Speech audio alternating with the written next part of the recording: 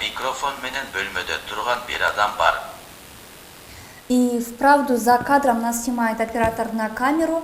Это озвучивает специально разработанное приложение Blind Vision. Это приложение разработали студенты Кыргызского национального университета имени Джусупа Баласагына.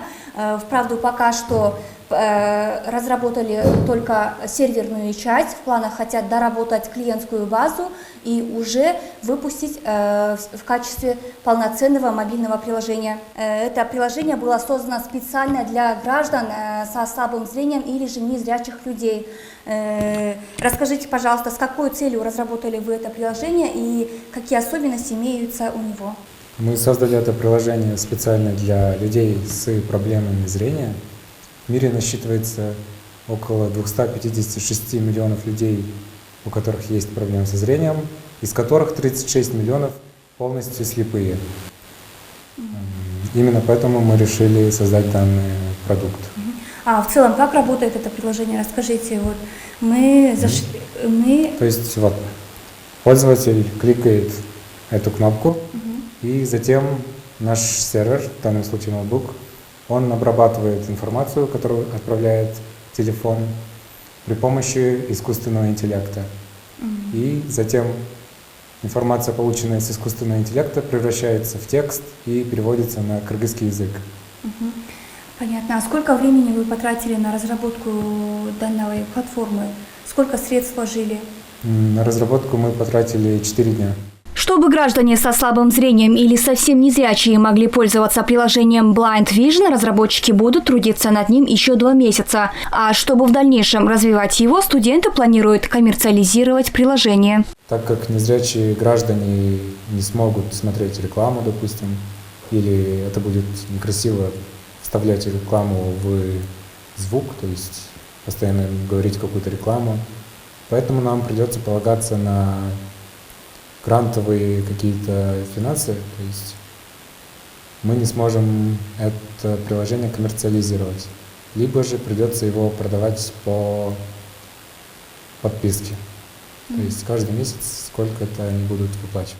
Еще одни студенты-второкурсники создали инновационное приложение, позволяющее переводить текст из аудио или видео на кыргызский язык 70 языков мира. Это расширяет доступ наших граждан к информации, сделав ее понятной для всех.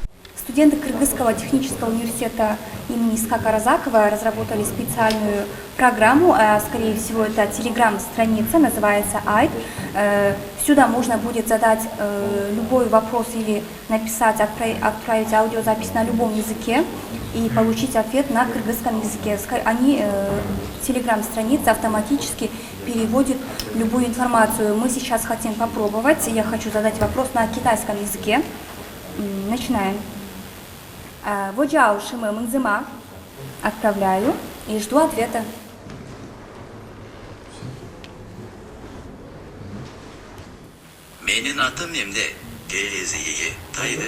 Я задавала вопрос, как тебя зовут, на китайском языке, и телеграм-страница уже перевела мне. Виспер переводит 70 языков, он понимает сам какой язык, и далее уже делает транскрипцию. Можно еще больше брать, нужно улучшать для этого программу, но сейчас 70 языков уверенно он переводит. Я даже своим сном пожертвовал, чтобы сделать эту программу.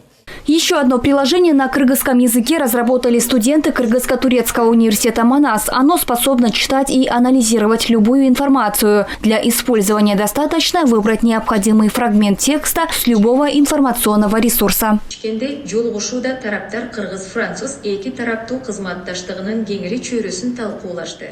Наше приложение называется Text-to-Speech, KG. Его цель именно заключается перевода текста в звук. Можно и женский звук, и мужской, и также его можно скачать. Это расширение для веб-браузеров. Хотелось бы еще объяснить, что такое расширение. Это вот вспомогательный функционал для веб-страницы. В наше время самая актуальная проблема – это проблема многозадачности. Мы параллельно можем выполнять 2 задачи. Например, я могу слушать новости, выделив отсюда нашим приложением, и параллельно заниматься своими другими делами, например, убираться дома и тому подобное. Да? Все эти инновационные продукты были разработаны в рамках форума для разработчиков «Хакатон». Участие в нем приняли 54 команды. Из этого количества были выбраны 10 потенциальных проектов. Победители награждены дипломом Кабинета министров. В хакатоне приняли участие порядка 200 участников. Отрадно, что среди них были молодые студенты, которые учатся только на втором-третьем курсах. Они подготовили проекты, которые можно использовать в различных сферах. Это медицина, образование, производство, бизнес и не только. Это только начало. Я уверен, что подобные проекты будут только развивать национальный искусственный интеллект. Теперь с проектами, в которых комиссия увидела инновационный потенциал, будут тесно работать соответствующие компании. Государство со своей стороны окажет всяческую поддержку для развития национального искусственного интеллекта. В первую тройку вошли наш национальный университет, наш политехнический университет и Кыргызско-турецкий университет Манас. Мы с командами уже встретились вчера, обсудили наши дальнейшие пути сотрудничества, потому что, как вы знаете, хакатон – это короткий промежуток времени, за который они должны были нам показать прототип продукта. Теперь у нас задача из этого прототипа сделать полноценный продукт. Это, конечно же, вместе с ребятами, для того, чтобы эти продукты уже имели какой-то окончательный вариант, и можно было, чтобы этими продуктами пользовались все желающие. Отметим, что с прошлого года в Кыргызстане начали уделять особое внимание инновационным продуктам, а именно специальным программам, которые будут понимать и выполнять команды на кыргызском языке. Недавно в Кыргызстане успешно протестировали собственную модель искусственного интеллекта на кыргызском языке, обученную на основе нашей культуры, знаний и традиций. Ахмер Нурдинова, Руслан Бараненко, ЛТР Бишкек.